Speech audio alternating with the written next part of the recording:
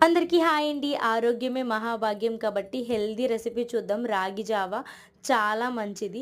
దీనికోసం పొయ్యి మీద కుండ పెట్టుకొని సరిపడంత వాటర్ ఎసరు కింద వేసుకుంటున్నాను. రుచికి సరిపడంత ఉప్పు, కొంచెం బెల్లం వేసుకుంటున్నాను టేస్ట్ కోసం. కప్పున్నర వరకు పిండి వేసుకొని వాటర్ యాడ్ చేసుకుంటూ పిండి మొత్తాన్ని ఉండలు లేకుండా బాగా కలుపుకోవాలి.